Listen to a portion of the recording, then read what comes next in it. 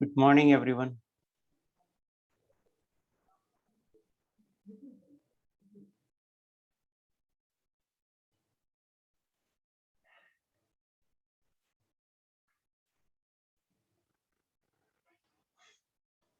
Good morning, Shakit.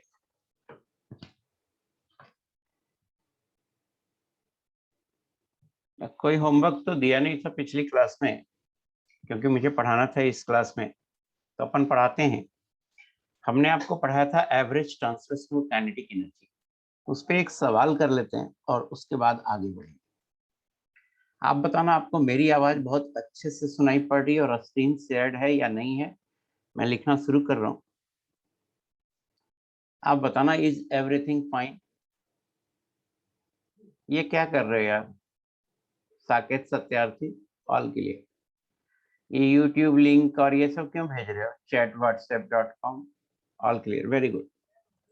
Question है average translational kinetic energy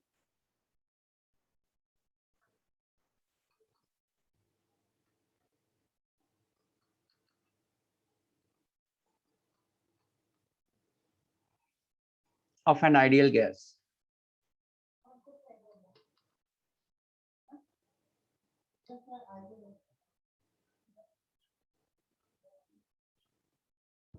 Average translational kinetic energy of an ideal gas molecule at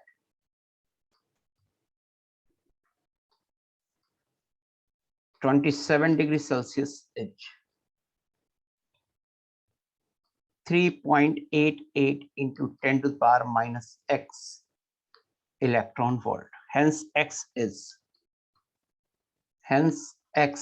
x की value निकालनी है। Given है 1 electron volt is equal to 1.602 into 10 to the power minus 19। ये question है, बनाते हैं इसको। मैंने आपको पिछली क्लास में एवरेज ट्रांसलेशनल काइनेटिक एनर्जी का फॉर्मूला बताया होगा, और एवरेज ट्रांसलेशनल काइनेटिक एनर्जी होता है 3/2 kT।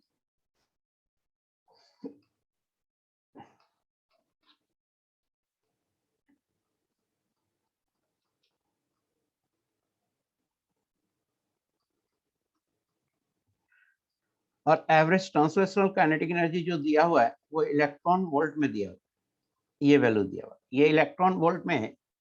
इसे आप जूल में चेंज कर लीजिए, तो 1 इलेक्ट्रॉन वोल्ट इतना जूल होता है, तो अपन इतना से मल्टीप्लाई कर दिए 1.602 into 10 to the power minus 19, और ये होगा 3/2। बोल्ट्जमैन कांस्टेंट की वैल्यू आपको शायद बताया होगा मैंने, और वो होता है 1.38 into 10 to the power minus 23, और टेम्परेचर गिवन है क्वेश्चन में 27 डिग्री सेल्सियस मींस 300 केल्विन, और 3.88 into 1.602 into 10 to the power minus x, this is equal to 1.5 into 1.38 into 3 into 10 to the power minus 21, तो 10 to the power minus 2।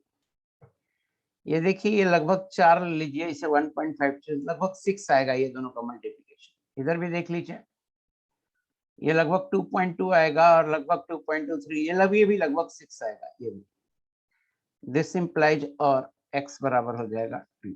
ये answer है। तो ये एक सिंपल क्वेश्चन था, कोई ज्यादा टफ क्वेश्चन नहीं था, सिंपल क्वेश्चन था। बस एक यूनिट कन्वर्जन था कि 1 इलेक्ट्रॉन वोल्ट में इतना जूल होता है, और एक फॉर्मूला था कि एवरेज ट्रांसलेशनल काइनेटिक एनर्जी होता है 3/2 kT। ये सिर्फ और सिर्फ टेम्परेचर पर डिपेंड करता है। अब मुझे बताइए कि ये क्वेश्चन का सॉल्यूशन आपको समझ में आया या नहीं आया? बोलो बेटा। Clear, very good. अब हम एक नया थ्योरी पढ़ा रहे हैं, और वो है मैक्सवेल बोल्ट्जमैन लॉ या velocity distribution, Maxwell velocity distribution, Maxwell Boltzmann law. एक लॉ पढ़ा रहे हैं आपको, उसका नाम है मैक्सवेल बोल्ट्जमैन लॉ। थोड़ा है तो आसान ही है, इससे सवाल आएगा तो गारंटेड बनेगा। थ्योरी को समझने में थोड़ी थोड़ी दिक्कत होती है बच्चों को इस लेवल पे, बट आप समझ जाएंगे, आप थोड़ा ध्यान से देखेंगे डेफिनेटली समझ जाएंगे। देखिए हम जानते हैं कि all the gas molecule do not travel with same speed, some of the molecules have very low speed and few of them have very high speed. ये पॉइंट आपने आइडियल गैस के थ्योरी में पढ़ा था। All the molecules do not travel with same speed,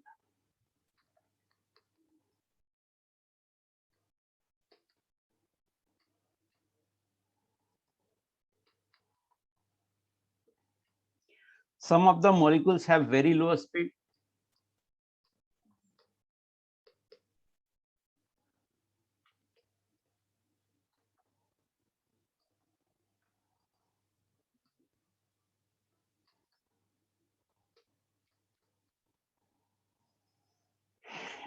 and few of them have very high speed.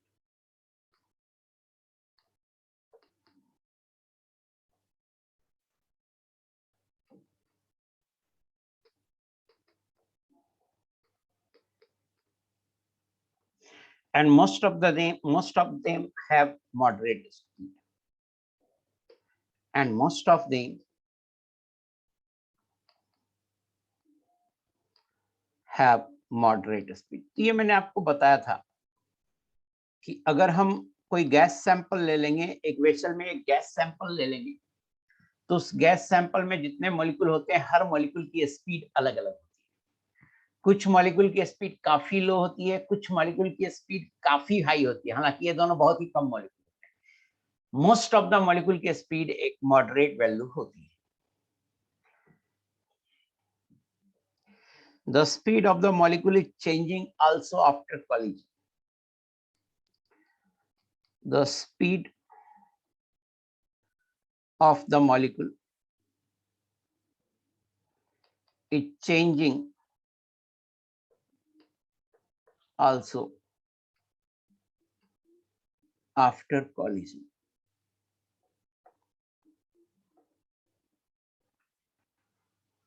क्या law क्या है इसमें, मैक्सवेल बोल्ट्जमैन लॉ क्या है? तो लॉ ये है अभी जो मैंने कि स्पीड बदल भी रहा है, सबका स्पीड अलग अलग भी है, बट क्या चीज कांस्टेंट है ये आपको लॉ में बताता है कि fraction of molecules with a particular speed remains constant. Fraction of molecules with a particular speed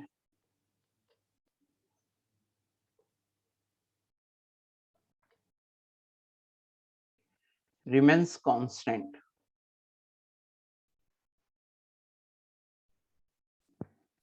Fraction of molecules with a particular speed remains constant. तो ये है मैक्सवेल बोल्ट्जमैन लॉ। इसको समझाते हैं अभी कि इसका मतलब क्या है। तो देखिए हम जब गैस सैंपल लेते हैं तो बहुत मॉलिक्यूल्स होते हैं। अगर 1 मोल गैस, मतलब मान लो कि हाइड्रोजन गैस ले रहे हैं, तो 2 ग्राम गैस की लीजिएगा तो एवोगाड्रो नंबर के बराबर मॉलिक्यूल। तो हम उतने मॉलिक्यूल में समझाने में डिफिकल्टी होगी, 1 मोल मॉलिक्यूल यहीं पे है। जस्ट हम 50 मॉलिक्यूल ले लेते हैं और उसमें समझाते हैं कि सपोज हमारे पास 50 मॉलिक्यूल है हाइड्रोजन का, तो हमने ऑब्जर्व किया कि एक मॉलिक्यूल का स्पीड जो है वो 50 मीटर पर सेकेंड है। हमने ऑब्जर्व किया कि 2 मॉलिक्यूल का स्पीड 100 मीटर पर सेकेंड है।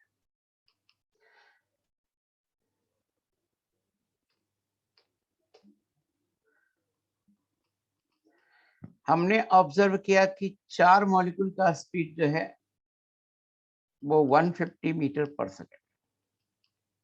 हमने ऑब्जर्व किया कि 3 मॉलिक्यूल का स्पीड 200 मीटर पर सेकेंड। हमने ऑब्जर्व किया कि 30 मॉलिक्यूल का स्पीड 300 मीटर पर सेकेंड। हर मॉलिक्यूल का स्पीड अलग है, तो 50 मीटर पर स्पीड वाले एक ही मॉलिक्यूल है, 100 मीटर पर सेकेंड वाले 2 मॉलिक्यूल है, 150 मीटर पर सेकेंड वाले 4 मॉलिक्यूल है, 200 मीटर पर सेकेंड वाले 3 मॉलिक्यूल है, 300 मीटर पर सेकेंड वाले 30 मॉलिक्यूल है, और 7 मॉलिक्यूल है जिसकी स्पीड 400 मीटर पर सेकेंड, और 3 मॉलिक्यूल्स हैं जिसकी स्पीड 500 मीटर पर सेकेंड। टोटल कितना मॉलिक्यूल होगा? अगर आप इसे जोड़ेंगे तो टोटल आएगा 50। 50 मॉलिक्यूल है। फिर से समझा रहा हूँ कि मान लो कि मेरे वेसल में 50 मॉलिक्यूल है, उसमें समझाना चाहता हूँ आपको कि 50 मॉलिक्यूल है, फिक्स टेम्परेचर पर है गैस सैंपल, 50 मॉलिक्यूल का सैंपल है। तो 50 मीटर पर सेकेंड वाले एक मॉलिक्यूल है, 100 मीटर पर सेकेंड वाले 2 मॉलिक्यूल हैं, 150 मीटर पर सेकेंड वाले 4 मॉलिक्यूल हैं, 200 मीटर पर सेकेंड वाले 3 मॉलिक्यूल हैं, 300 मीटर पर सेकेंड वाले 30 मॉलिक्यूल हैं, 400 मीटर पर सेकेंड वाले 7 मॉलिक्यूल हैं और 500 मीटर पर सेकेंड वाले 3 मॉलिक्यूल हैं। टोटल शायद 50 ही आएगा।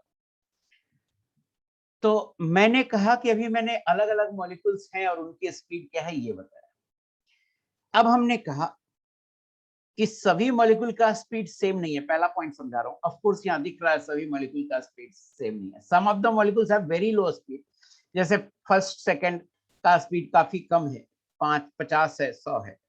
Few of them have very high speed. आप देखो 73 मॉलिक्यूल्स का स्पीड 400-500 है, and most of them have moderate speed. तो 30 मॉलिक्यूल का स्पीड एक मॉडरेट वैल्यू है 300।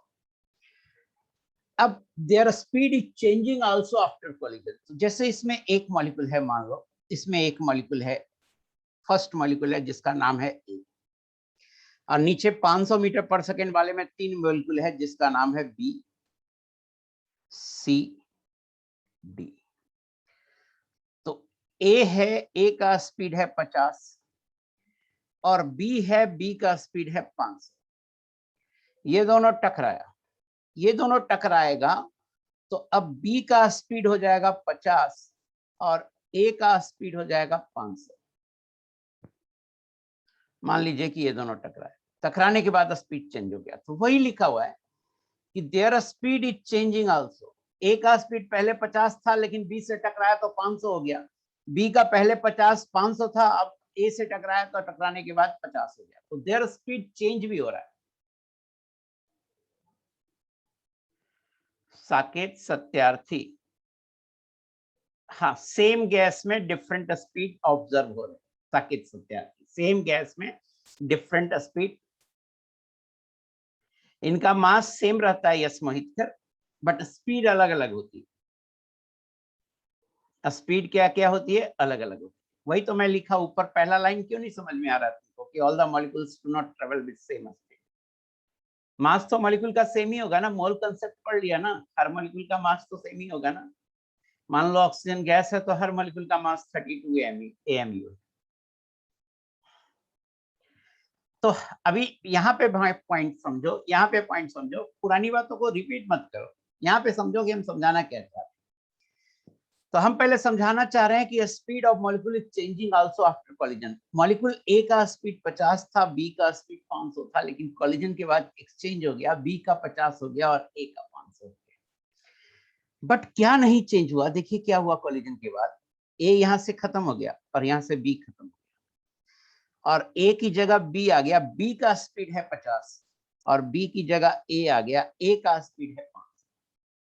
बट क्या चीज नहीं चेंज हुआ, तो मुझे बताइए। कॉलिजन होने से पहले fraction of molecules having speed equal to 50 कितना था? कॉलिजन होने से पहले fraction of molecules having speed equal to 50 कितना था? तो वो था 1/50। कॉलिजन होने के बाद भी fraction of molecules with having speed equal to 50 कितना है? वो अभी भी 1/50। तो fraction of molecules with a particular speed remains constant. ये स्टेटमेंट समझ में आया? एक पर्टिकुलर स्पीड का मॉलिक्यूल का संख्या या मॉलिक्यूल का फ्रैक्शन चेंज नहीं होगा। ये स्टेटमेंट आ गया समझ में? Very good. अब देखो ये जस्ट एक एग्जांपल था, ये एग्जांपल था, ये एक एग्जांपल था जस्ट 50 मॉलिक्यूल में। अब आगे हम आपको एक डेफिनेशन बताएंगे कि a speed possessed by maximum number of molecules is called most probable speed. A speed possessed by maximum number of molecules is called most probable speed. तो मुझे बताइए, ये जो मैंने एग्जांपल लिया, ये जो डेटा लिया, इस डेटा में मोस्ट प्रोबेबल स्पीड कितना है? 300 है। वेरी गुड, UMPS है यहाँ पे 300।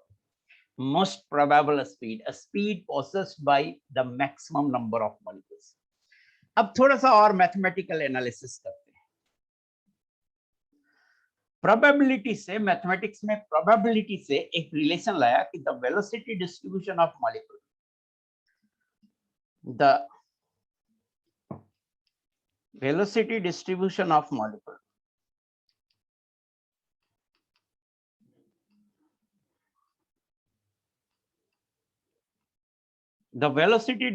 of molecule is represented by the equation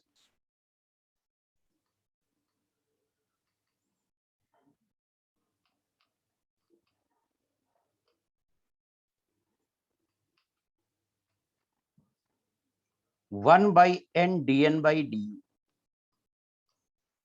This is equal to 4 pi into m by 2 pi RT का power 3 by 2 into u square into e का power minus mu square by 2 RT. ये equation लाया गया, कहां से आया? तो mathematics में प्रोबेबिलिटी से आता है, तो हम मान लेंगे कि ये इक्वेशन आया कैसे, है ना। अपन प्रोबेबिलिटी से कोई डेरिवेशन नहीं करने जा रहे हैं, यहाँ पर हाई लेवल मैथमेटिक्स इन्वॉल्व है, तो अपन मैथमेटिक्स में प्रोबेबिलिटी से आता है ये इक्वेशन, अपन इसका कोई डेरिवेशन नहीं कर रहे, बट इस इक्वेशन की अंडरस्टैंडिंग होनी चाहिए। तो सबसे पहले तो समझते हैं कि इस इक्वेशन में कौन सा चीज क्या है। तो इसको बोलते क्या है? इसको बोलते हैं वेलोसिटी डिस्ट्रीब्यूशन या मैक्सवेल डिस्ट्रीब्यूशन। दिस इक्वेशन को 1 मान लेते हैं। This equation is called Maxwell distribution और velocity distribution, called Maxwell distribution. Of course किसका डिस्ट्रीब्यूशन? तो वेलोसिटी स्पीड का डिस्ट्रीब्यूशन। अब देखिए इसमें n है टोटल नंबर ऑफ मॉलिक्यूल्स।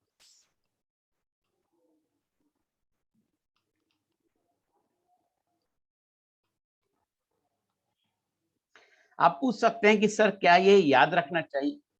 तो याद रखते हैं तो अच्छी बात है। जनरली इतना बड़ा से रिलेट करके क्वेश्चन नहीं देता, लेकिन सीट में आपको ऐसे क्वेश्चन मिलेंगे जिसमें कि आपको ये याद रखने की जरूरत पड़ सकती है, या सीट में नहीं भी मिलेगा तो एक आंख में ऐसा करा सकता हूं।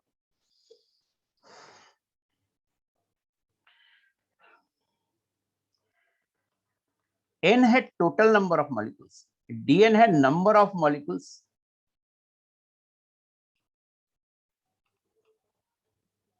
having a speed between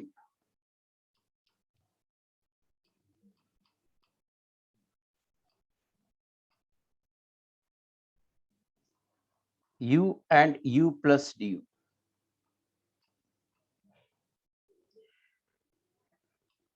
dn by n है fraction of molecules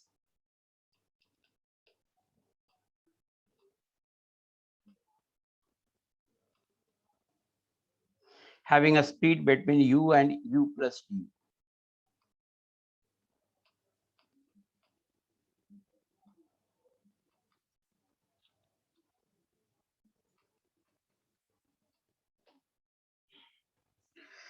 देखिए n है total number of molecules, n है total number of molecules, dn है number of molecules having a speed between u and u plus du।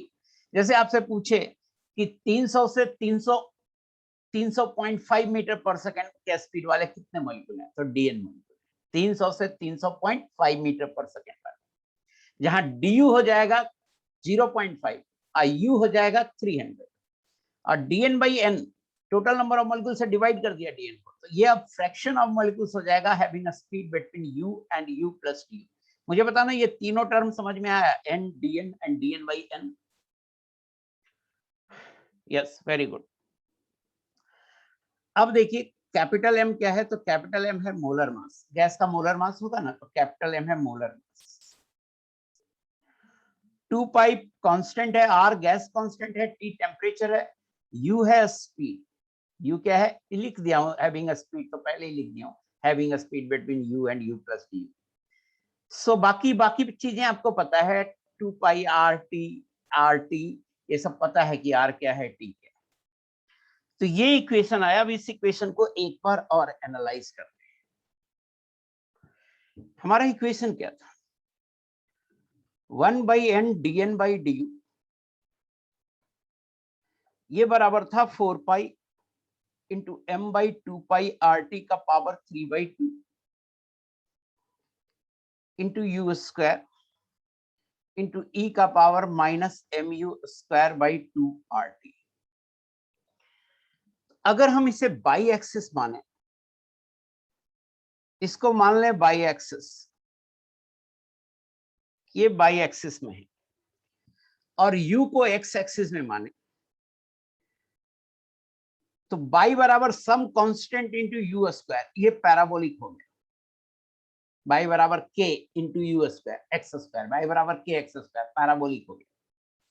तो graph initial portion parabolic है और ये exponential है, इसमें यू स्क्वायर है तो ये एक्सपोनेंशियल है। तो अगर हम ग्राफ खींचे, बाई एक्सिस में ले 1/n dn/du और एक्स एक्सिस में ले u,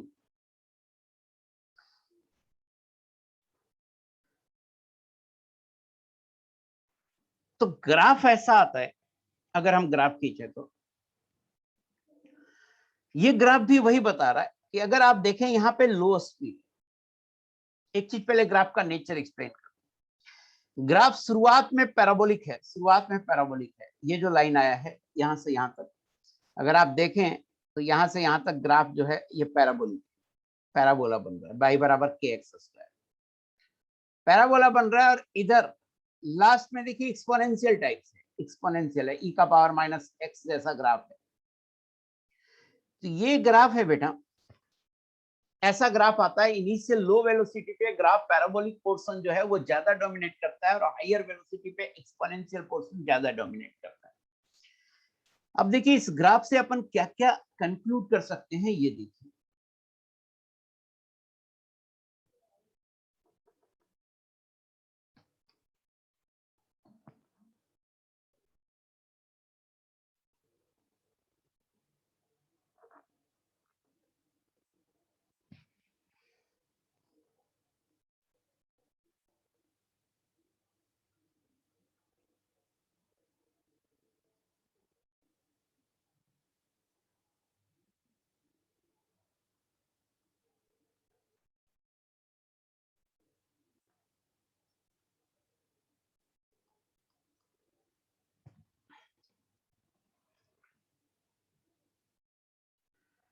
एक्सपोनेंशियल का रोल नहीं समझ में आया मतलब? देखो ना, ग्राफ पहले ये पैराबोला है और बाद में एक्सपोनेंशियल है। ग्राफ तो एक्चुअली दोनों का मल्टीप्लिकेशन है ना बेटा, पाई बराबर पैराबोलिक इनटू एक्सपोनेंशियल है। तो मैं कह रहा हूं कि ग्राफ जब ड्रॉ किया गया तो देखा गया कि इनिशियल सेक्शन में जब वेलोसिटी कम था तो ये वाला पोर्शन डोमिनेट कर रहा था, और जब वेलोसिटी ज्यादा था तो ये वाला पोर्शन डोमिनेट कर रहा था। इससे ग्राफ बनाया हमने। तो एक्सपोनेंशियल का रोल, अगर एक्सपोनेंशियल का रोल नहीं होता तो ग्राफ फिर नीचे कैसे आता बताओ? बाई बराबर, ये जो ग्राफ है ये बाई बराबर ई का पावर माइनस एक्स का ग्राफ है, ये वाला। और ये जो ग्राफ है ये बाई बराबर के एक्स स्क्वायर का ग्राफ है। तो इसका मतलब है हमें तो चाहिए, हमारा जो इक्वेशन है वो है बाई बराबर k x square into e का पावर माइनस एक्स, ये इक्वेशन है, इसका ग्राफ है। तो इसका मतलब है फर्स्ट रीजन में ये डोमिनेट कर रहा है और हायर स्पीड पर ये डोमिनेट कर रहा है। अभी भी हाँ clear sir, Saket Satyarthi, very good, very good, very good बेटा, वेरी गुड। अब देखो ये ग्राफ है, ये फिक्स टेम्परेचर टी पे ग्राफ है। इस ग्राफ को ऐसे समझ सकते हैं कि यहाँ पर लो स्पीड है और यहाँ पर हाई स्पीड है और यहाँ पर मॉडरेट स्पीड है। और थोड़ा नीचे लिखूंगा, ऐसे समझ सकते हैं कि यहाँ पर लो स्पीड है, यहाँ पर हाई स्पीड है और यहाँ पर मॉडरेट स्पीड। तो आप देखो लो स्पीड जो रीजन है उसमें भी मॉलिक्यूल की संख्या, ये this quantity 1/n dn/du, this quantity is proportional to fraction of molecules. 1/n dn/du, this quantity में dn/n है ना, तो this is proportional to fraction of molecules.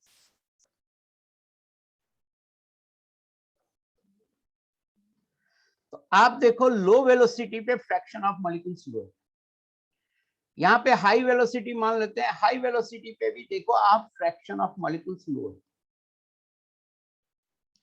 अब मॉडरेट वेलोसिटी पे आप देखो फ्रैक्शन ऑफ मॉलिक्यूल्स जो है मॉडरेट पे ये काफी हाई है। तो पहला पॉइंट भी क्लियर होता है कि वेरी लो स्पीड वाले काफी कम मॉलिक्यूल हैं, वेरी हाई स्पीड वाले भी काफी कम मॉलिक्यूल हैं। मोस्ट ऑफ द मॉलिक्यूल का जो स्पीड है वह एक मॉडरेट वैल्यू है, ये पॉइंट क्लियर होता है। अब देखिए अगर हम मान लेते हैं कि एक स्पीड, अपने मन से एक स्पीड लेते हैं यू, यहाँ पे एक स्पीड लिया यू, और एक छोटा सा, जैसे मान लो यहाँ पर स्पीड है 200 मीटर पर सेकेंड, तो अब ले रहे हैं 200 से 201। शुरू में लिया यू का वैल्यू मान लो 200 है। अब 200 से 201 मतलब u प्लस डी, तो ये एरिया क्या देगा, ये एरिया क्या देगा, तो शेडेड एरिया देखो क्या देगा, शेडेड एरिया। शेडेड एरिया छोटा एरिया है क्योंकि ड्यू बहुत छोटा है, तो ये काफी छोटा एरिया होने के कारण इसको रेक्टेंगल मान सकते हैं। और जब हम इसे रेक्टेंगल मानेंगे तो रेक्टेंगल का एरिया होता है x इंटू बाई। तो बाई की वैल्यू क्या है, बाई की वैल्यू है 1/n dn/du, और x की वैल्यू क्या है, u plus du minus u। x की वैल्यू u कैंसिल हो गया, du भी कैंसिल हो गया, ये आया dn/n।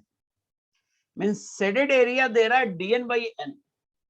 मीन्स ये क्या आ रहा है, ये आ रहा है फ्रैक्शन, dn/n क्या है, fraction, fraction of molecules having a speed between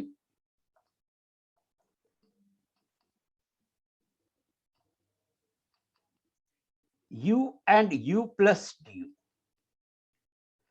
fraction of molecules having a speed between u and u plus du, ये आ रहा है।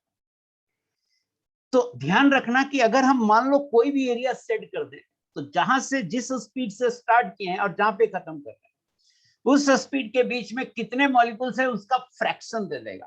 तो ये जो एरिया है शेडेड एरिया, ये आपको फ्रैक्शन दे रहा है स्पीड u से लेके u प्लस du तक का। आई होप शेडेड एरिया का मीनिंग समझ में आ गया होगा कि ये क्या दे रहा है।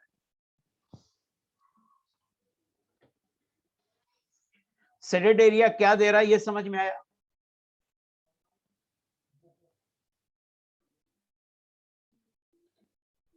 नहीं बोल रहे हैं आप। शेडेड एरिया क्या दे रहा है ये समझ में आया? हाँ, very good, most of the लोगों ने लिख दिया क्लियर सर, वेरी गुड। सो अब हम एक टर्म डिफाइन कर रहे हैं और उस टर्म का नाम है most probable speed.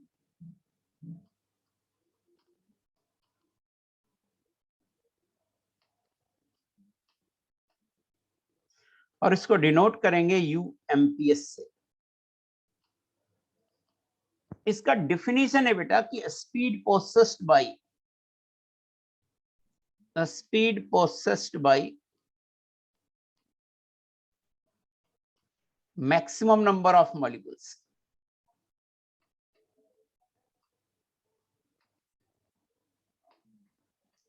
Is called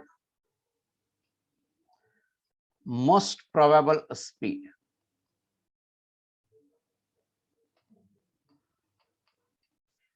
तो मैक्सिमम मॉलिक्यूल कहां पे आएगा, ये मैक्सिमम मॉलिक्यूल है और इसके करस्पॉन्डिंग जो स्पीड है इस स्पीड को बोलेंगे, इसको बोलेंगे UMPS, ये वाला। क्योंकि यहां पर dn/n या 1/n dn/du का वैल्यू मैक्सिमम है, तो इस स्पीड को बोलेंगे most probable speed.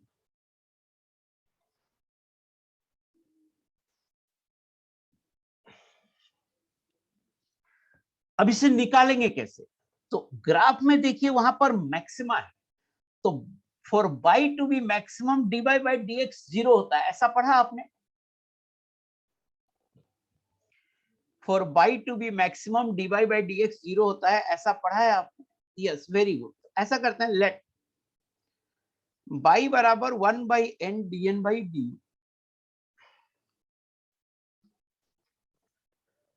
Therefore by बराबर क्या आएगा, बाई बराबर एक्सप्रेशन से जरा देखिए, बाई बराबर आ जाएगा 4 pi into m/2 pi RT का power 3/2 into u square into e का power minus m u square by 2RT, ये आएगा बाई बराबर। अब हम जानते हैं कि for y to be maximum, वहां पे फ्रैक्शन ऑफ मॉलिक्यूल मैक्सिमम था ना, तो for y to be maximum d y by d x, और एक्स एक्सिस में यहां स्पीड है तो d y by d u लिखेंगे, इज इक्वल टू 0। इसको डिफ्रेंशिएट करते हैं और 4 pi into m by 2 pi R T का पावर 3/2, ये तो कांस्टेंट ही है। यू स्क्वायर को छोड़ दिया, ई का power minus m u square का डिफ्रेंसिएशन वही होगा, ई का power minus m u square by 2RT into minus of 2mu by 2RT। u को छोड़ दिया, v को डिफ्रेंशिएट किया, प्लस v को छोड़ दिया, e का power minus m u square by 2RT, और u को डिफ्रेंशिएट किया 2u, और ये आ गया 0। मुझे बताइएगा कि डिफ्रेंशिएशन आता है ना, u इंटू वी का डिफ्रेंशिएशन होता है, u को छोड़ दिया, v को डिफ्रेंशिएट किया, प्लस v को छोड़ दिया, u को डिफ्रेंशिएट किया, तो वो अपन ने यहां पर किया और उससे बराबर इक्वल टू 0 कर दिया। तो इक्वल टू 0 करने पर देखिए क्या क्या कैंसिल हो गया, ये टर्म कैंसिल हो गया, ये टर्म कॉमन है, कैंसिल हो गया, और भी चीजें कैंसिल हो रही है, 2 यहां कैंसिल हो रहा है, एक u कैंसिल हो रहा है। कैंसिल होने के बाद देखिए क्या बच रहा है, और ये 2 भी कैंसिल हो रहा है, यहां बच रहा है u,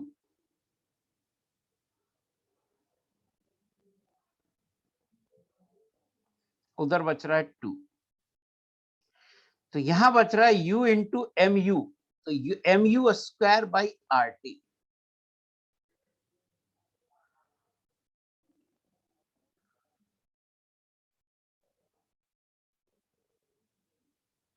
माइनस में +2 बराबर 0, ये बच रहा है। This implies m u square बराबर आ रहा है 2RT, और यू स्क्वायर बराबर आ रहा है 2RT by m. This implies u बराबर आ रहा है √2RT बाई एम, और इसी को हम बोल रहे हैं UMPS। सो UMPS आ गया √2RT बाई एम। ये एक फॉर्मूला हो गया जो आपको याद रखना चाहिए। वरुण मालवीय देखना, dy by dx of e का पावर माइनस एक्स होता है, e का power minus x into -1, and dy by dx of e का पावर माइनस kx, के कांस्टेंट है, ये होगा माइनस k इंटू ई का पावर माइनस के इंटू एक्स, ई का पावर माइनस के इंटू एक्स इंटू माइनस के, ये होगा। वरुण मालवीय याद रखा करो, यस चेन रूल, मतलब जो पहले पूरे को x मान लिया, इस minus m u square by 2RT पूरे को x मान लिया, उसके बाद फिर उसको फिर से डिफ्रेंशिएट कर लिया। अब उसको तुम चेन रूल बोले तो मैं समझ गया, लेकिन मुझे कुछ पता नहीं था कि चेन रूल है। That rule is called chain rule, तो मुझे समझ में आ गया कि तुम क्या कहना चाह रही हो, बट मुझे पता नहीं था कि उसको हम चेन रूल बोलते हैं। सो UMPS की वैल्यू आ गई। माइंड इट, ये डिफरेंशिएशन कोई टफ नहीं है, और आपको पढ़ना ही है डिफरेंशिएशन, मैथमेटिक्स में 12th में पूरा डिटेल से पढ़ेंगे। सो हमने यहाँ पर UMPS की वैल्यू निकाल ली, UMPS की वैल्यू निकाल ली। अब थोड़ा सा देखिए कि PV बराबर nRT होता है, तो PV बराबर nRT होता है, और PV बराबर mass upon molar mass into RT होता है। यहां से अपन निकाल रहे हैं कि PV बाई स्मॉल m, ये होता है RT by capital M।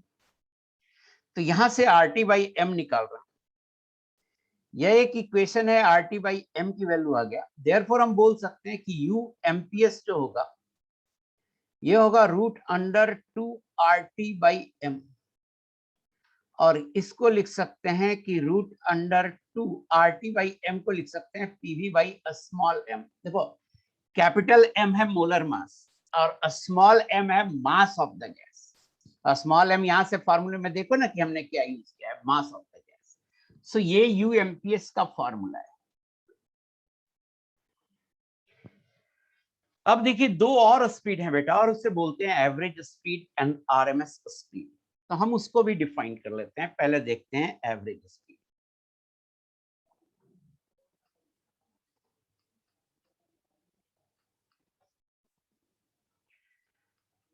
Average speed को अपन U एवरेज से डिनोट करेंगे। एक बार मुझे बताना कि जो यहां तक जो मैं पढ़ाया वो समझ में आया कि नहीं है।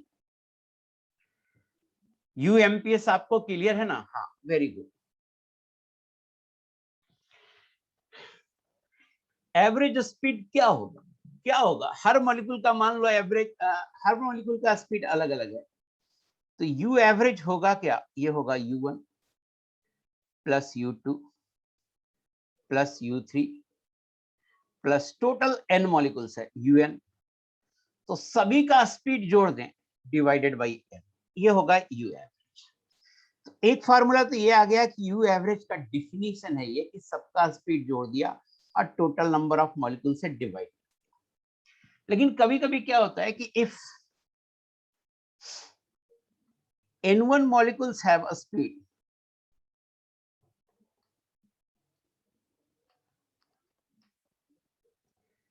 equal to U1,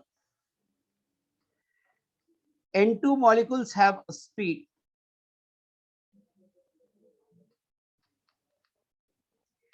equal to U2,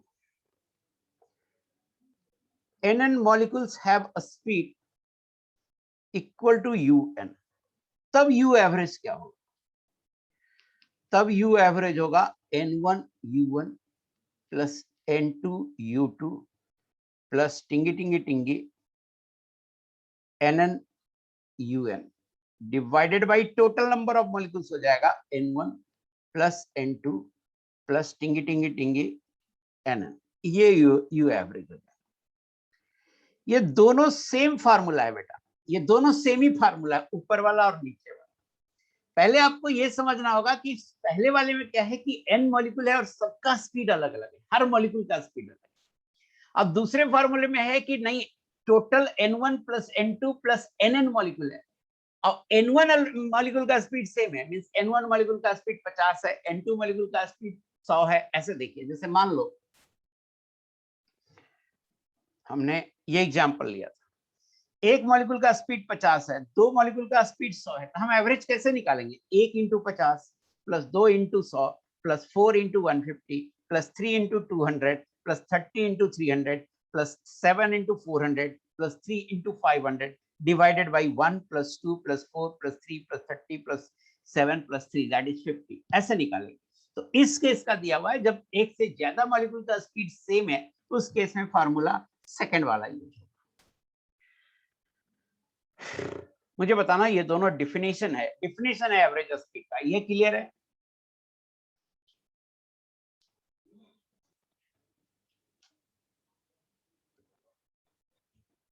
yes, very good. अब यू एवरेज का फॉर्मूला आता क्या है, निकालते कैसे हैं? तो बहुत टफ इंटीग्रेशन इसमें इन्वॉल्व है, तो इंटीग्रेट हम नहीं करेंगे यहाँ पे, आपके लेवल का इंटीग्रेशन नहीं, बट फिर भी अपन समझाने की कोशिश करते हैं कि मान लेते हैं कि आपके पास डीएन मॉलिक्यूल का स्पीड जो है वो यू है, डीएन मॉलिक्यूल का स्पीड यू है, यू स्पीड के डीएन मॉलिक्यूल है। तो यू स्पीड के डीएन मॉलिक्यूल हैं, तो उन डीएन मॉलिक्यूल्स के स्पीड का समेशन हो जाएगा डीएन इंटू यू।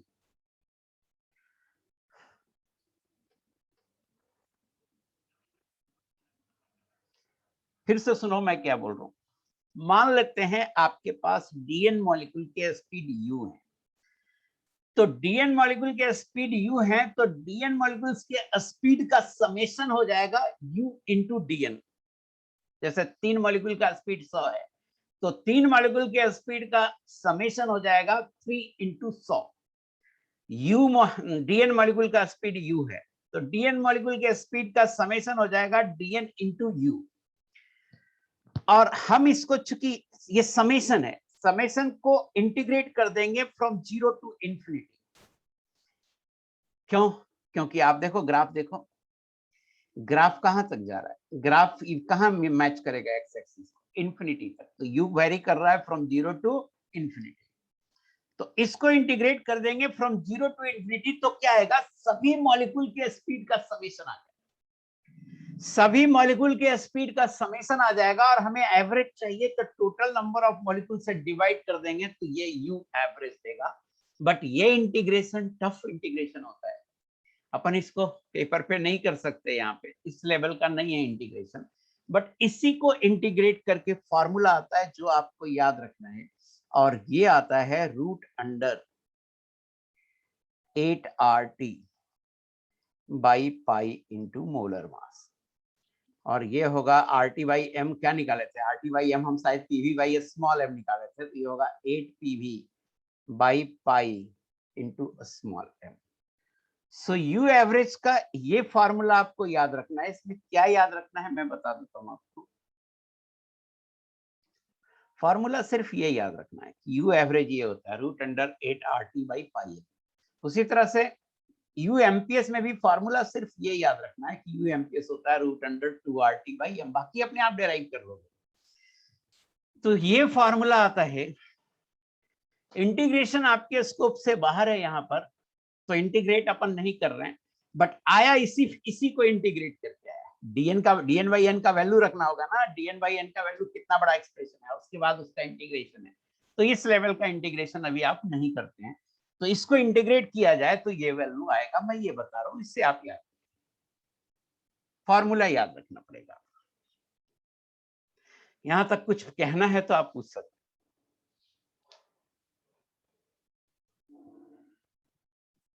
यहां तक कुछ कहना है तो आप पूछ सकते हो, कुछ कहना है या सब क्लियर है? No doubt, very good. आगे बढ़ते, एक स्पीड और है और उस स्पीड का नाम है RMS speed.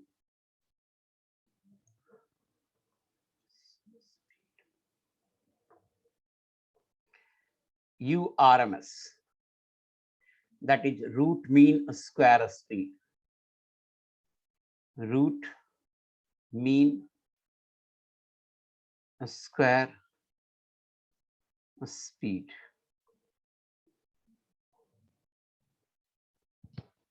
RMS speed, URMS, that is root mean square speed.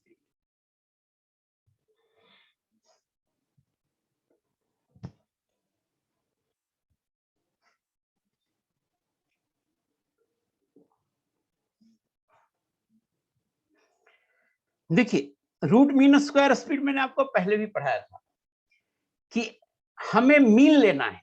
Formula क्या आया था, पीवी बराबर 1/3 m0n URMS स्क्वायर। फार्मूला आया था पीवी बराबर 1/3 m0n U स्क्वायर। और यू स्क्वायर में मैंने कहा था कि बेटा चूंकि हर मॉलिक्यूल का स्पीड अलग अलग होता है, तो हम यू स्क्वायर का एवरेज लेते हैं। तो यू स्क्वायर का एवरेज लेते हैं और फिर उससे अंडर रूट करते हैं, तो वो उस स्पीड को बोल देते हैं रूट मीन स्क्वायर स्पीड। तो उस समय मैं डिफाइन किया था यूआरएमएस को, उसी तरीके से अभी भी डिफाइन करने जा रहा हूं। यूआरएमएस का डिफिनेशन होता है कि पहले मॉलिक्यूल का स्पीड u1 है तो u1 स्क्वायर, दूसरे मॉलिक्यूल का स्पीड u2 है तो u2 स्क्वायर, इसी तरह से nth मॉलिक्यूल का स्पीड un है तो un square divided by n। यूआरएमएस ये होगा रूट अंडर, ये फॉर्मूला है यूआरएमएस का। लेकिन इस कंडीशन पे क्या होगा, if n1 molecules have a speed equal to u1, n2 molecules have a speed equal to u2,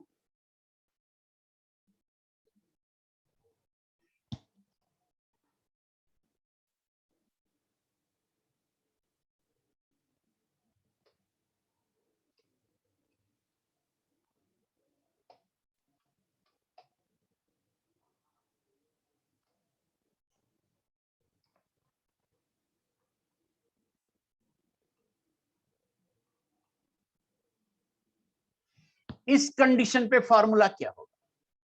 तो इस कंडीशन पे जो फॉर्मूला होगा बेटा वो होगा, आप बता सकते हो, आप बोल सकते हो, सोच सकते हो दिमाग में, वो होगा n1 u1 स्क्वायर। ये आईटी में पूछा हुआ है, 1993 में पूछा है कि n1 मॉलिक्यूल का स्पीड u1 है, n2 मॉलिक्यूल का स्पीड u2 है, nth मॉलिक्यूल का स्पीड un है, तो urms का फॉर्मूला क्या होगा? तो ये फॉर्मूला ही पूछा हुआ है, और ये है n1 u1 square plus n2 u2 square plus टिंगी टिंगी टिंगी plus nn un square divided by n1 plus n2 plus टिंगी टिंगी टिंगी प्लस nn पावर हाफ।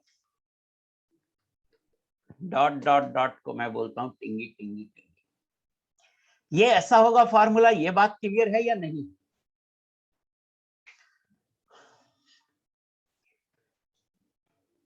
बोलना पड़ेगा बेटा, एक बार बोलो ये बात क्लियर है, फॉर्मूला ऐसा होगा या नहीं होगा? यस वेदिका, वेरी गुड, वेरी गुड बेटा। अब जरा सा सोचते हैं कि एवरेज के लिए ये फॉर्मूला आया था इंटीग्रेशन वाला, तो एवरेज के लिए ये फॉर्मूला आया था,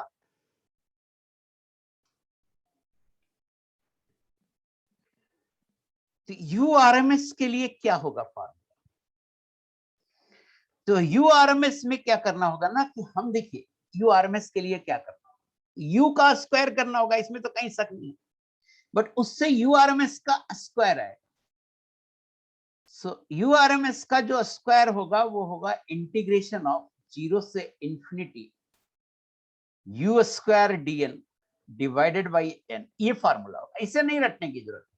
मतलब मैं कह रहा हूं डीएन बाई एन को यू स्क्वायर से मल्टीप्लाई करके इंटीग्रेट कीजिएगा तो u R M S square का फॉर्मूला आ जाएगा। इसे रटने की जरूरत नहीं है, केवल जानने की जरूरत है कि आया कैसे है। तो ये जो है इस इंटीग्रेशन को करने के बाद फॉर्मूला आता है, फिर भी मैं घेर देता हूं, बट ये सब रटने वाला फॉर्मूला नहीं। और क्या आएगा ये मैं फाइनली लिख रहा हूं, जो रटने वाला है वो आएगा यू आर एम एस, ये आएगा root under 3RT by M, या ये होगा root under RT by m, PV by small m लिखे थे, 3PV बाई छोटा एम स्मॉल।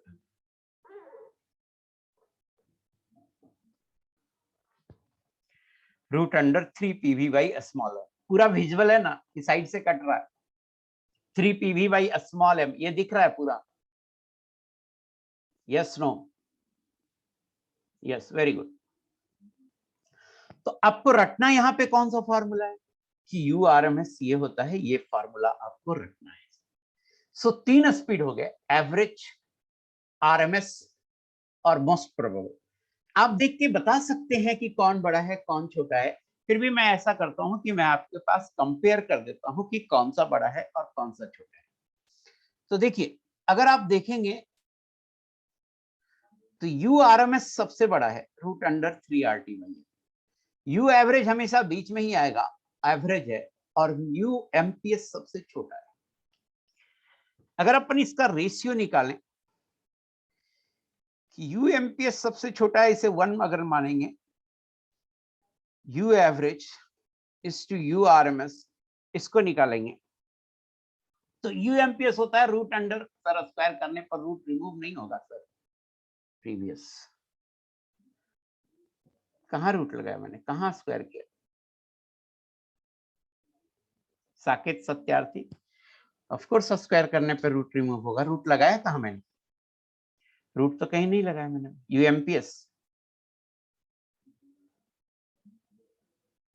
यूएमपीएस में कहाँ रूट रिमूव होगा? नहीं, यूएमपीएस तो इस पेज पे है ही नहीं। क्या मैं इसके पहले वाले पेज पे जाऊं? ऑफ कोर्स यूएमपीएस स्क्वायर करेंगे तो रूट रिमूव होगा। कहाँ किया है मैंने यूएमपीएस स्क्वायर? नहीं समझ में आ रहा है। इस पेज पे तो यूएमपीएस कहीं नहीं है बेटा। नेक्स्ट पेज पे जाऊं या प्रीवियस पे आऊं? साकेत सत्यार्थी, इस पेज पे यूएमपीएस कहीं नहीं लिखा हुआ। सेम पेज, यहाँ पे यूएमपीएस कहीं नहीं लिखा हुआ। ये यूआरएमएस है। अगर इसमें कंफ्यूज हो रहे हो तो ये यूआरएमएस है। इस पेज पे यूएमपीएस कहीं नहीं लिखा हुआ है।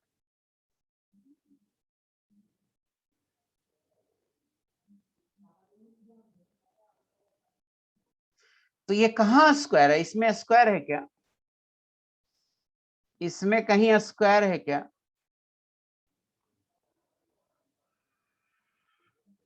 इधर भी स्क्वायर है, इधर भी स्क्वायर है।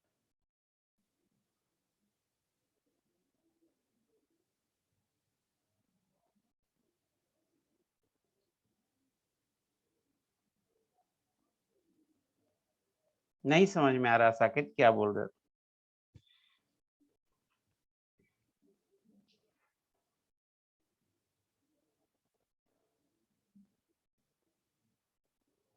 इंटीग्रेशन के बाद नहीं आया है, हम यू आर एम एस का स्क्वायर लिखे हैं। इंटीग्रेशन करने के बाद यू आर एम एस लगाएंगे तो रूट आ जाए। अभी हम तो इधर यू आर एम एस का स्क्वायर लिखे हैं, ऐसे भी देखो ना, डायमेंशनली देख लो ना। इंटीग्रेशन के अंदर यू स्क्वायर है और बाकी dn बाई एन है जो फ्रैक्शन है, फ्रैक्शन तो हमेशा यूनिटलेस होता है। तो इंटीग्रेशन के अंदर यू स्क्वायर है, तो बाहर भी तो यू स्क्वायर होना चाहिए ना, तभी तो डायमेंशनली करेक्ट होगा। और जब यू आर एम एस का स्क्वायर निकल जाएगा तो वहां से यू आर एम एस निकालेंगे तब रूट आएगा। आई होप कि अब क्लियर हो गया होगा। साकेत बेटा बोलना। Yes, very good, very good. UMPS का फॉर्मूला अगर आपको याद नहीं है, मुझे याद है, यूएमपीएस होता है root under 2 RT by m. तो आरटी बाई एम को हटाइए, यहाँ पे आएगा रूट 2, यहाँ पे आएगा रूट 2। यू एवरेज होता है root under 8 RT by pi m. RT by m काट दीजिए तो 8 बाई पाई बचेगा। और यू आर एम एस होता है root under 3 RT by m. RT by m common है हर जगह, कैंसिल हो गया, रूट 3 आएगा। तो ये इनका रेशियो आएगा। अगर हम रूट 2 से डिवाइड कर दें तो ये होगा 1:4 by pi is to root 1.5। और इसे और कैलकुलेट करें तो ये आएगा 1:1.128 इज टू 1.224।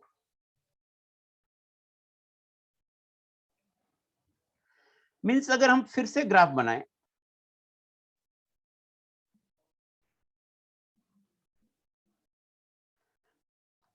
अगर हम फिर से ग्राफ बनाएं,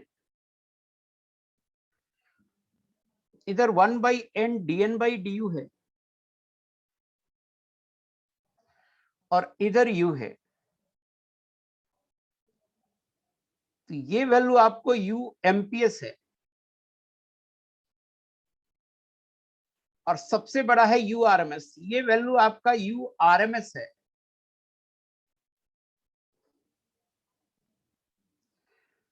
और ये वैल्यू है आपका यू एवरेज, ये है यू एवरेज, बीच वाला यू एवरेज। ध्यान रखिए, ग्राफ ऑरिजिन से स्टार्ट हो रहा है और ग्राफ बाद में ये मैच करेगा, ये जो है एक्स एक्सिस को कट करेगा इंफिनिटी पे। ऑरिजिन से स्टार्ट हो रहा है और बाद में एक्स एक्सिस को कट करेगा इंफिनिटी पे। लास्ट ईयर यहां से एक आईटी का सवाल आया, उस पर ग्राफ को ऐसे दिया, ग्राफ को ऐसे दिया है, यहां से ऐसे उठाया है और यहीं पे कट कर दिया है एक्स एक्सिस को, एकदम पैराबोला टाइप से दिया है, ऐसे कट कर दिया ऐसे। अगर ऐसे होगा तो ये तो यू कौन सा दो स्पीड बराबर हो जाएगा अगर ऐसे होगा। ग्राफ अगर ऐसा होगा एकदम, यहाँ पे देखिए टच करा दिया मैंने, यहाँ पे इंफिनिटी पे टच करेगा। आप बता सकते हैं कौन सा दो स्पीड, अगर ग्राफ ऐसा बनाए तो कौन सा दो स्पीड सेम होगा? Yes yes yes, very good. UMPS RMS नहीं सेम होगा, यूएमपीएस होगा और यू एवरेज, एवरेज एकदम बीच में आ जाएगा क्योंकि दोनों तरफ आइडेंटिकल है ग्राफ। और ये यूएमपीएस है तो यूएमपीएस और यू एवरेज सेम हो जाएगा और यू आरएमएस आगे रहेगा।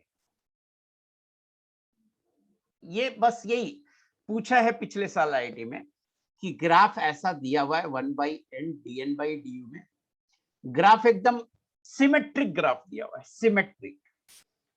सिमेट्रिक ग्राफ दिया हुआ है और पूछा है कि you MPS you average you RMS में कौन बड़ा है कौन छोटा है। तो एक ऑप्शन तो यही दिया हुआ है, ये आंसर नहीं होगा।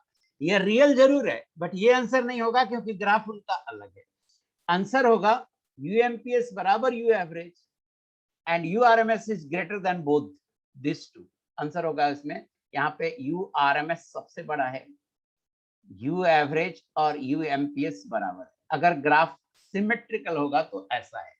ये क्वेश्चन था, साइड में लिख देता हूं, ये एडवांस 2020 का क्वेश्चन था। आ गया क्वेश्चन समझ में? कैसे सेम हो जाएगा? ग्राफ अगर आइडेंटिकल है तो एवरेज बीच में ही आएगा ना नितेश कुशवाहा जी। एवरेज क्या होता है? अगर ग्राफ दोनों साइड आइडेंटिकल है तो एवरेज एकदम बीच में आएगा। यहाँ पे ग्राफ दोनों साइड आइडेंटिकल नहीं था, राइट साइड में ग्राफ इंफिनिटी पे कट कर रहा है। नितेश कुशवाहा बताना समझ में आया कि नहीं?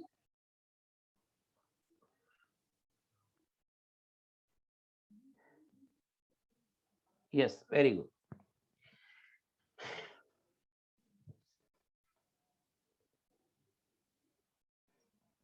अब देखो यहां तक की तो बात हो गई, अब थोड़ा सा आगे बढ़ते हैं, थ्योरी को थोड़ा सा आगे बढ़ाते हैं। हमने क्या किया?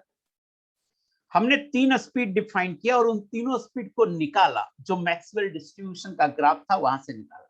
एक और पॉइंट आप नोट रखे रहिए कि ये जो ग्राफ है वो टेम्परेचर T एक कांस्टेंट टेम्परेचर पे ग्राफ है। टेम्परेचर चेंज करेंगे तो ग्राफ का नेचर चेंज होगा।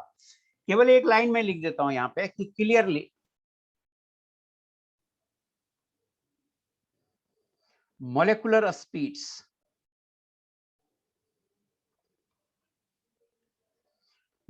speeds का मतलब all the three, U amps, U average and U RMS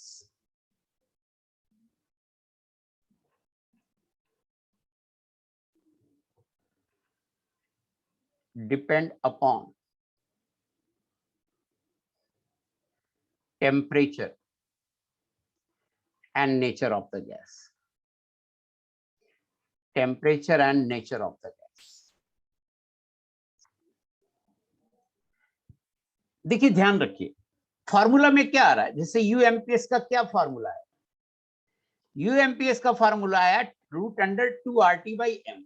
तो 2R तो कांस्टेंट है, टेम्परेचर चेंज होगा या गैस चेंज होगा तो मोलर मास चेंज होगा। मींस ये जो मोलेकुलर स्पीड है ये दो ही चीज पे डिपेंड किया, टेम्परेचर पे डिपेंड किया और नेचर ऑफ द गैस पे डिपेंड किया, क्योंकि चेंज कर दीजिएगा गैस तो मोलर मास चेंज हो जाएगा। सो ध्यान रखिएगा, kinetic average translational kinetic energy सिर्फ टेम्परेचर पे डिपेंड करता है।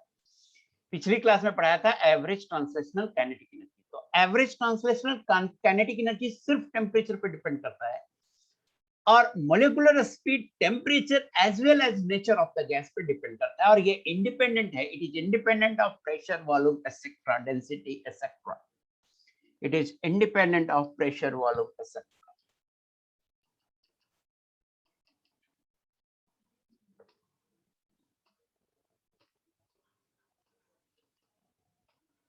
जब तक टेम्परेचर कांस्टेंट है ना और सेम गैस है, ये सब स्पीड्स चेंज नहीं होंगे। अब देखिए एक हेडिंग है कि calculation of fraction of molecules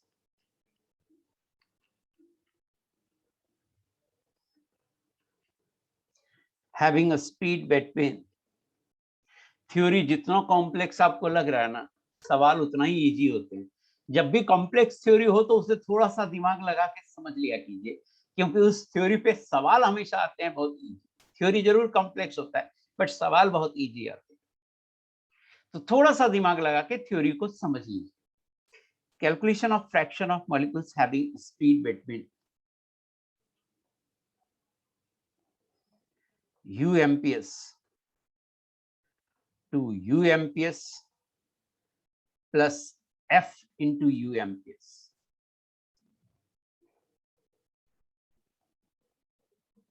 where F बहुत छोटा नंबर है, much much much less than 1। बच्चों को थोड़ा नहीं समझ में आता है कि ये F है क्या सर, तो F जस्ट एक से बहुत ही छोटा, एक से बहुत ही छोटा नंबर है। अभी तक क्या कर रहे थे ना, अभी तक हम क्या कर रहे थे, हम निकाल रहे थे fraction of molecules having a speed between U and U plus DU। तो DU में U का टर्म नहीं आ रहा। जैसे मान लो कि स्पीड बिटवीन 200 से 201, 201, तो DU की वैल्यू हो गई 1। अब मैं कहना चाह रहा हूं कि ये जो 1 है इसे 200 के टर्म में एक्सप्रेस करना चाहते हैं। ड्यू कितना है? ड्यू है 200, 1 माइनस 200, ये आ गया 1। अब मैं चाहता हूं आप 1 नहीं लिखो, इसे लिखो u इंटू एफ। तो u हमारा 200 है, 200 इंटू एफ बराबर 1 कर लो। दिस इंप्लाइज f की वैल्यू हो गई 1/200। मैं क्या चाहता हूं? मैं चाहता हूं कि जो du आप लिखते हो, जैसे यहां पर u लिखते और यहां u प्लस du लिखते, मैं चाहता हूं कि du को u के टर्म में लिखो। मैं क्या चाहता हूं? du को u के टर्म में लिखो। तो du को u के टर्म में जब लिखेंगे तो एक कांस्टेंट मल्टीप्लाई करना होगा। जैसे जैसे यहां देखिए 200 से 201 स्पीड है, तो du कितना है? 1। अब 1 को हम u हमारा 200 है, 1 को 200 के टर्म में लिखना है। तो 1 को किसी ऐसे नंबर, 1 से काफी छोटे, 1 को किसी ऐसे नंबर से मल्टीप्लाई करना होगा जो उससे मल्टीप्लाई करने के बाद 200 आ जाए। तो 1 को मल्टीप्लाई करना होगा 200 से, तो 1/200 को f बोल रहे हैं, या 1 को मल्टीप्लाई करना होगा 1/f से, तो ये इस क्वांटिटी को हम बोल रहे हैं f। ये सर फायदा क्या होगा इससे? ऐसा क्यों कर रहे हो? तो ये हम जब एक्सप्रेशन लाएंगे तो आपको फायदा नजर आएगा कि ये जो फ्रैक्शन है बहुत छोटा हो जाता है, बहुत छोटा।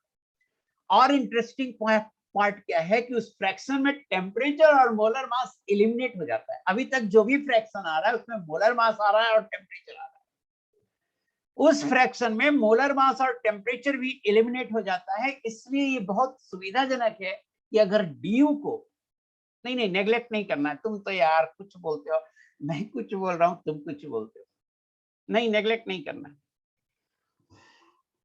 एक बार फिर से सुनो साकेत, मैं क्या बोल,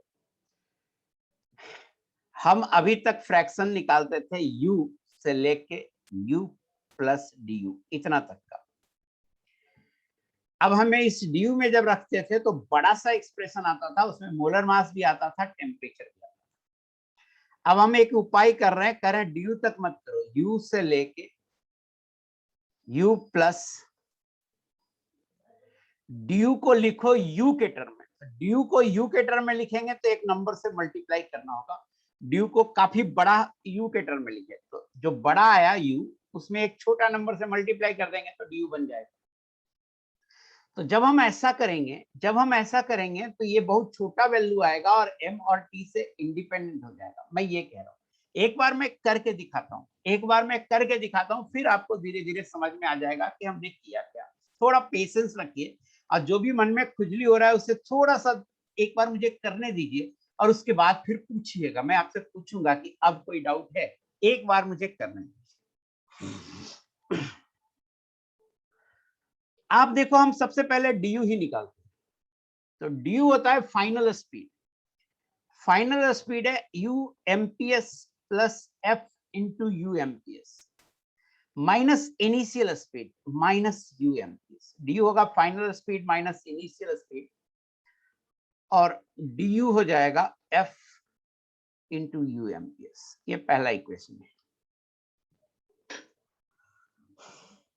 अब देखिए 1/n dn by du, या ऐसा ठीक है, एक स्टेप ऐसे ही लिख लो, 4 pi into m/2 pi RT का पावर 3/2 इंटू यू स्क्वायर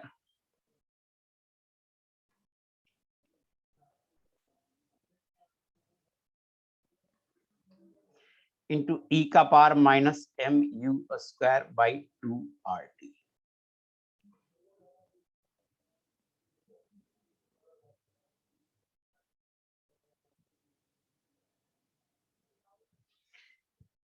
यहां से अपन ऐसा करते हैं, dn बाई n निकालते हैं।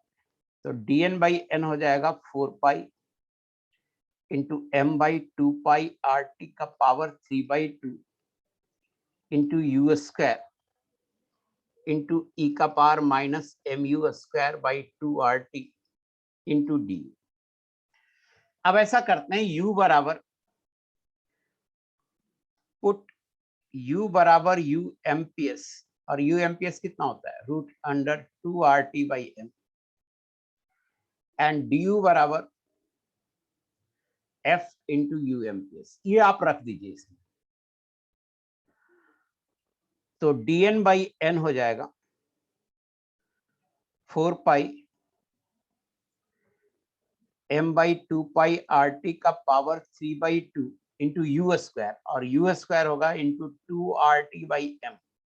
यू स्क्वायर यही आएगा, यू एमपीएस लिखेंगे, यू स्क्वायर यही आएगा, इंटू ई का power minus m by 2 R T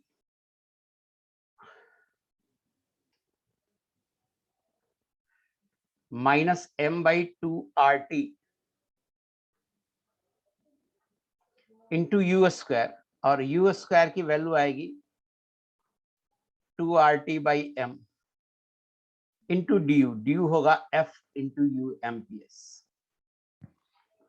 थोड़ा और छोटा करो, देखो ये कैंसिल हो रहा है, ये कैंसिल हो रहा है, ये कैंसिल हो रहा है, ये कैंसिल हो रहा है, यहां भी बहुत कुछ कैंसिल हो जाएगा,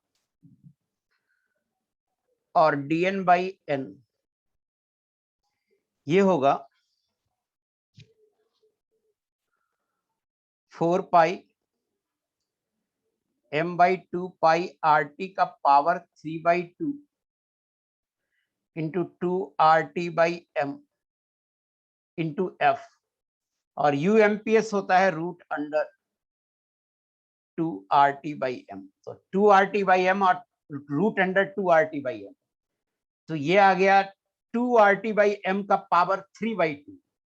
सो देखो ये और 2 R T by M 3 by 2 ये कैंसिल हो गया। अब देखो क्या बचा, और dn बाई एन ये बचा 4, और f पाई, देखो पाई कितना कैंसिल होगा, नीचे में रूट पाई बचेगा, तो 4f एक्सपोनेंशियल e का पावर -1 भी बचा हुआ, तो ये बचेगा 4f upon root pi into e, ये आएगा। आप देखो dn बाई एन कितना छोटा आ गया, dn बाई एन कितना छोटा आ गया। तो मैं यही कह रहा हूं कि अगर du को u के टर्म में लिख देंगे तो मोलर मास और टेम्परेचर का टर्म ये एलिमिनेट हो जाता है। तो ये हम नहीं करें कि इसे फार्मूला के रूप में याद रखिए, ये नहीं बोल रहे हैं, बट हम ये बोल रहे हैं कि ये अंडरस्टैंडिंग जरूर रखिए कि ये काफी छोटा हो जाता है, और ये term this implies dn by n is independent of, in this case,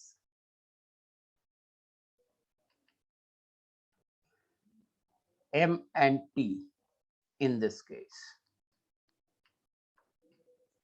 molar mass और टेम्परेचर से ये क्वांटिटी इंडिपेंडेंट हो जाता है।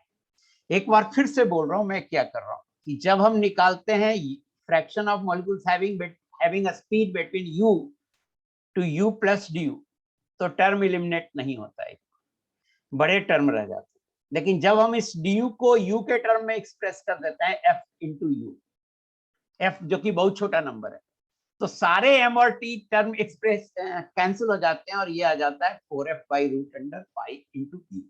अब आपको कुछ बोलना है तो बोल सकते हैं, मेरी बात आप बताइएगा कि समझ में आया कि नहीं आया।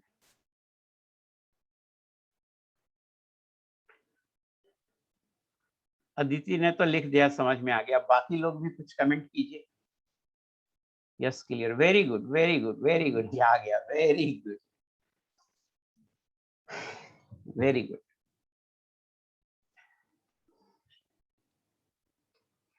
अब देखिए अपन देखते हैं effect of temperature on F कैसे आएगा। हाँ, एफ कैसे आएगा, आपको जैसे मान लो ना, अभी तो मैंने आपको दिखाया कि 200 से 201 के बीच में फ्रैक्शन ऑफ मॉलिक्यूल्स निकालना है, तो du कितना होगा, du होगा 201 माइनस 200, 1 होगा। अब हम कह रहे हैं नहीं, du बराबर है f इंटू यू, तो du हो गया 1, f को f रखने दो, और u कितना है, u है 200, 200 लो f निकल गया, आ गया 1/200। नितेश कुशवाहा, पहले du निकालिए और du को अपने मन से f इंटू यू लिख दीजिए, और u का वैल्यू दिया हुआ है तो वहां से एफ निकल जाएगा। बताना बेटा नितेश, समझ में आया कि नहीं है?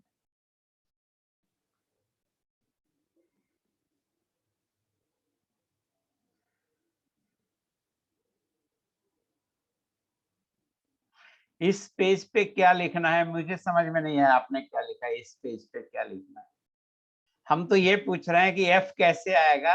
जैसे मान लो एक क्वेश्चन है, मान लो एक क्वेश्चन है कि 200 से 201 मीटर पर सेकंड के स्पीड के जो मॉलिक्यूल हैं उनकी संख्या क्या होगी। तो हम कहें कि इसमें डी यू की वैल्यू क्या होगी, तो 201 माइनस 200 डी यू होगा 1। डी यू को अपने मन से एफ इंटू यू लिख दिए, ये वैल्यू यू है 200, तो 1 बराबर एफ इंटू 200, यहाँ से एफ आ गया 1/200। और मैंने, हाँ ठीक है, ऑफ कोर्स। अच्छा अच्छा, इस पेज पे क्या, ऑफ कोर्स डेरिवेशन वगैरह जो मैं कर रहा हूँ ये देखने के लिए थोड़े है बेटा। ये ऑफ कोर्स लिखना है, अदरवाइज आपको अंडरस्टैंडिंग कैसे डेवलप। हाँ, रिवाइज कीजिएगा सही से, तभी आपको मजा भी आएगा। डिटेल से पढ़ा रहा हूँ मैं टॉपिक को, मैं ऐसा नहीं है कि सुपरफिशियली पढ़ा रहा हूँ, डिटेल से पढ़ा रहा हूँ। डिटेल से टॉपिक को पढ़ा रहा हूँ तो थोड़ा सा आपको थ्योरी में आपको घुसना पड़ेगा, समझना पड़ेगा हो क्या रहा है। इस क्लास में भी मैं कोई होमवर्क नहीं दूंगा आपको, अगली क्लास पढ़ाने के बाद होमवर्क दूंगा, तो आप प्लीज मेरी कॉपी को रिवाइज कीजिए। नेक्स्ट पेज पे आ जाऊं, yes no?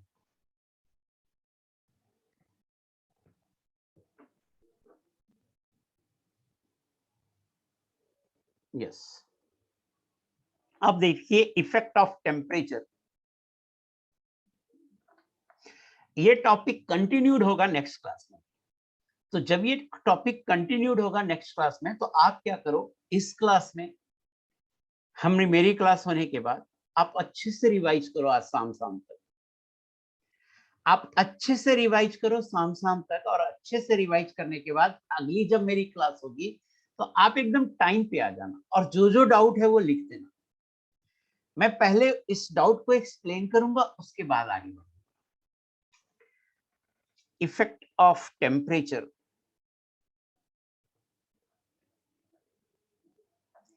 on velocity distribution, on velocity distribution for same gas, एक ही गैस है, वेलोसिटी डिस्ट्रीब्यूशन पे क्या इफेक्ट आएगा ये जानना चाहते हैं। तो ग्राफ कैसा था, एक फिक्स टेम्परेचर पे ग्राफ कैसा था, हम वो पहले, एक्स एक्सिस में u था, वाई एक्सिस में था 1/n dn/dt।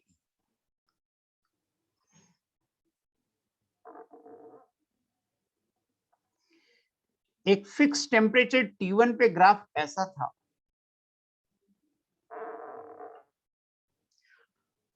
और टेम्परेचर T2 पे ग्राफ ऐसा था। थोड़ा और इसको नीचे लो,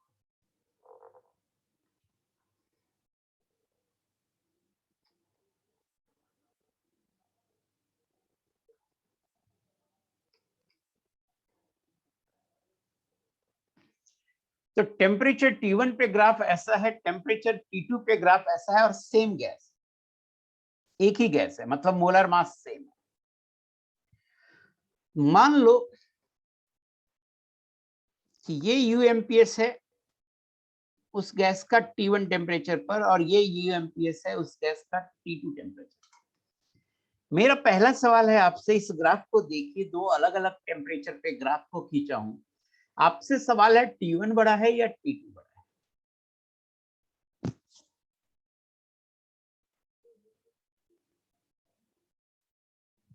मेरा आपसे सवाल है, कौन बड़ा है, T1 या T2? T2 बड़ा है।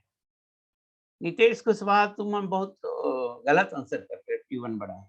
मुझे बताओ यूएमपीएस कौन बड़ा है, छोड़ो, इसका नाम है यूएमपीएस एट टेम्परेचर T1,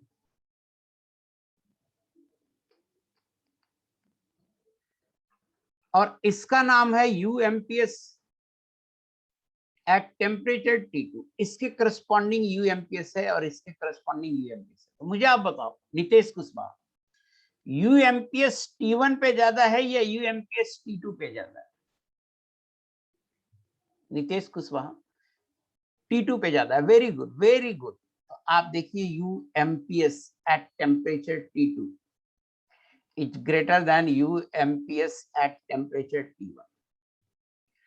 और UMPS क्या होता है? Root under 2RT by M, और सेम गैस है, root under 2RT1 by M, same gas है, मोलर मास सेम होगा।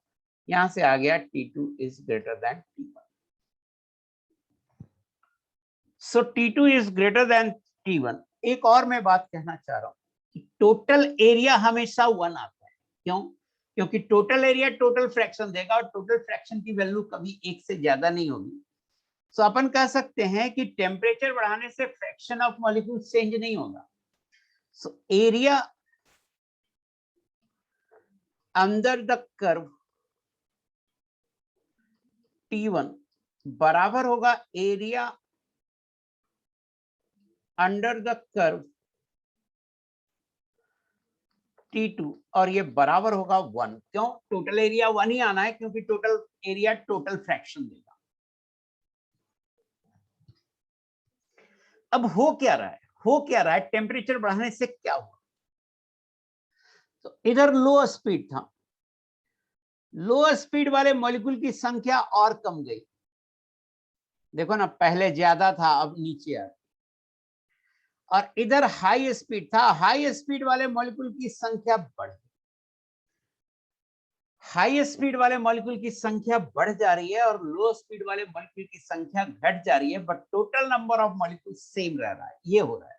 ऑफ कोर्स टेम्परेचर बढ़ाने से टोटल नंबर ऑफ मॉलिक्यूल नहीं बढ़ेगा।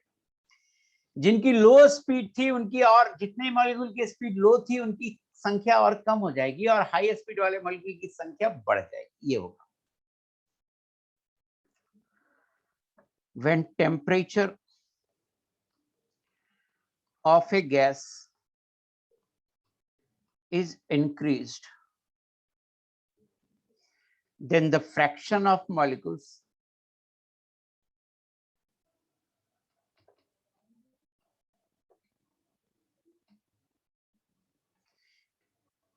with lower speed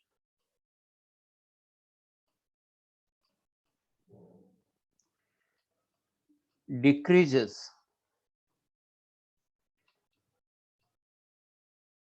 while fraction of molecules with higher speed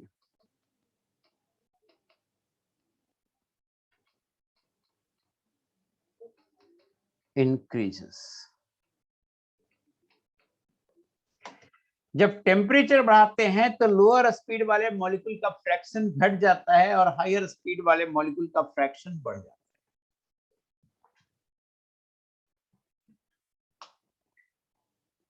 शायद आपको ये पॉइंट समझ में आ गया।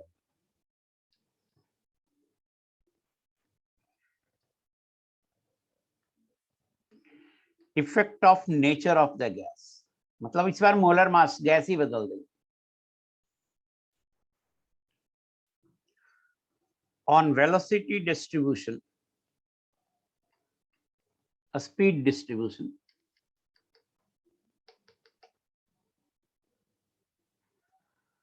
ऑन स्पीड डिस्ट्रीब्यूशन या वेलोसिटी डिस्ट्रीब्यूशन, एक ही बात, एट कांस्टेंट टेम्परेचर।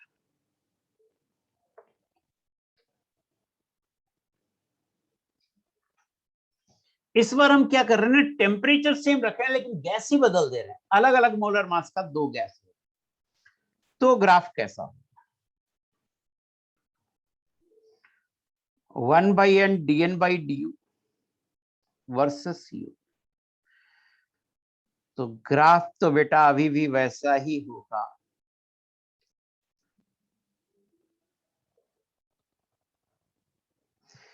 ये ग्राफ भी टेम्परेचर T पे है, ये ग्राफ भी टेम्परेचर T पे है, बट इस ग्राफ का मोलर मास मान लो m1 है, और इस ग्राफ जो गैस के लिए है उस गैस का मोलर मास m2 है। कोई हमको बता सकता है कि कौन सा मोलर मास ज्यादा होगा? m1 ज्यादा होगा या m2 ज्यादा?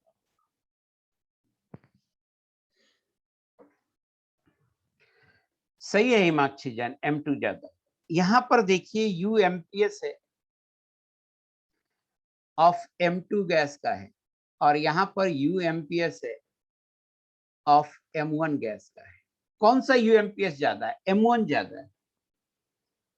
UMPS of M1 gas is greater than UMPS of M2 gas. UMPS क्या होता है? UMPS होता है root under 2RT by M1। Temperature same है तो T लिख दिया। Is greater than root under 2RT by M2। Inverse में 1/M1 बड़ा है, इसका मतलब M1 छोटा होगा, तो हम इसको डायरेक्ट लिख सकते हैं M1 is less than M2। So M2 की वैल्यू बड़ी आ गई। समझ में आया? M2 की वैल्यू बड़ी आएगी।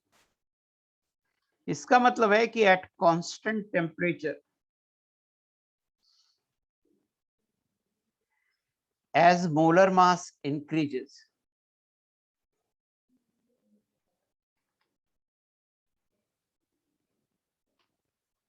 fraction of molecules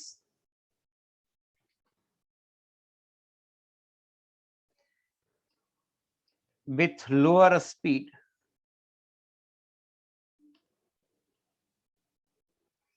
increases and fraction of molecules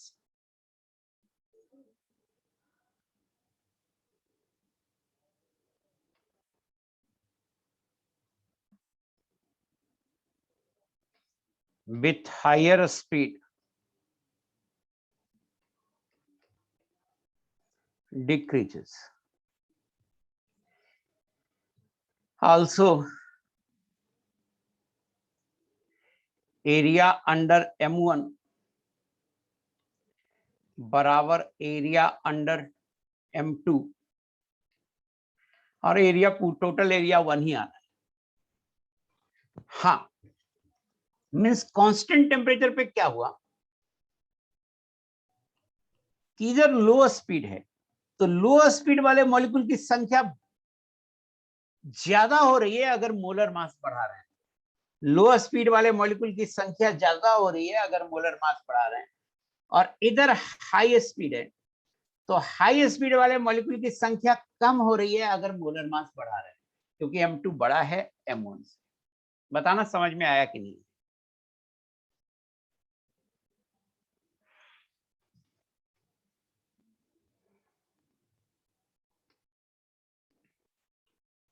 एक इंपॉर्टेंट पॉइंट है, देखिए, if two gases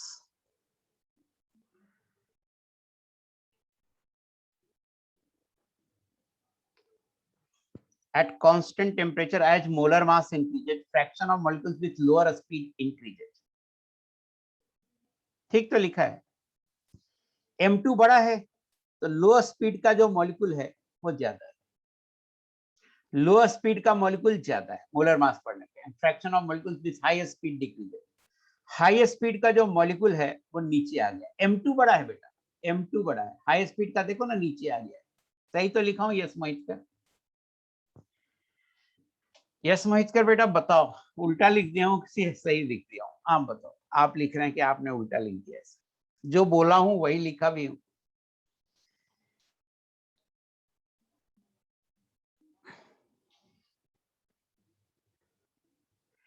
UMPS M1 का ज्यादा है। नंबर लाइन पे एक्स नंबर लाइन पे राइट जाते हैं तो बड़ा होता है। UMPS किसका ज्यादा है? ये बड़ा है। UMPS ये बड़ा है, ये M1 का ज्यादा है। नंबर लाइन पे राइट साइड में जाते हैं तो बड़ा आता है।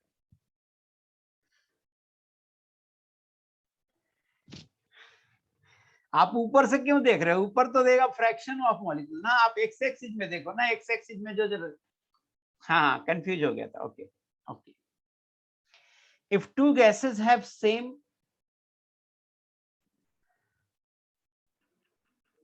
M/T ratio,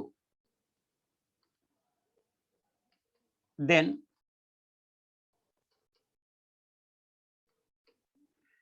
their velocity distribution या speed distribution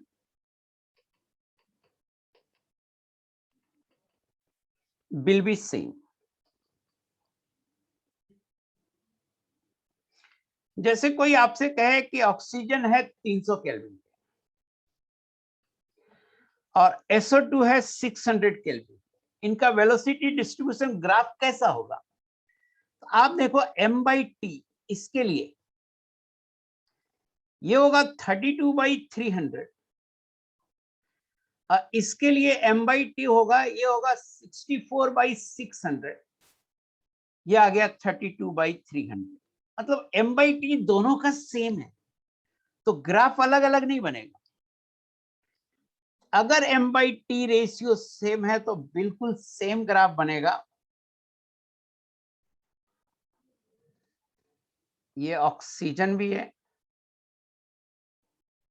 यही SO2 भी है। ऑक्सीजन किस कंडीशन पे है? 300 केल्विन पे, और SO2 किस कंडीशन पे है? तो 600 केल्विन। बट ग्राफ सेम होगा, एक ही ग्राफ होगा अगर m/t का रेशियो सेम है दो गैस का। तो ये पॉइंट क्लियर हुआ कि अगर दो गैस का m/t रेशियो सेम है तो ग्राफ सेम होगा।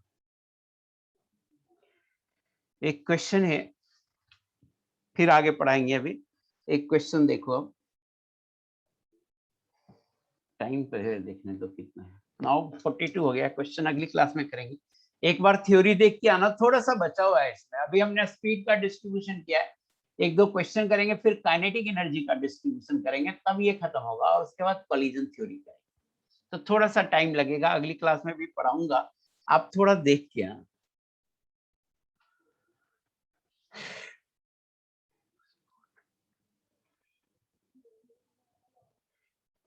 थ्योरी अच्छे से रिवाइज करके आना।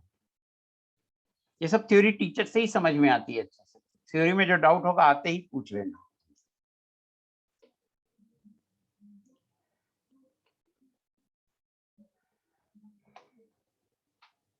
हाँ, फुल रिवाइज करना, जितना अच्छा से करो उतनी अच्छी बात।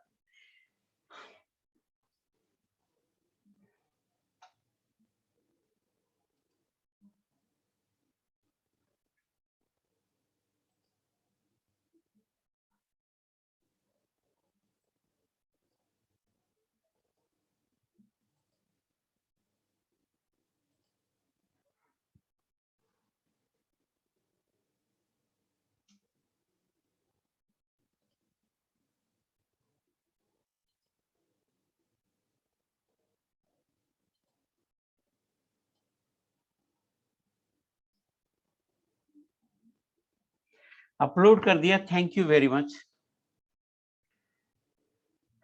कोई भी थ्योरेटिकल डाउट हो अच्छे से रिवाइज करके, थ्योरेटिकल डाउट हो अगली क्लास में टाइम पे आना, और मुझे शुरुआत भी पूछ देना। तो शुरुआत में मैं पहले उसको एक्सप्लेन करूंगा, फिर आगे बढ़ूंगा। Thank you very much.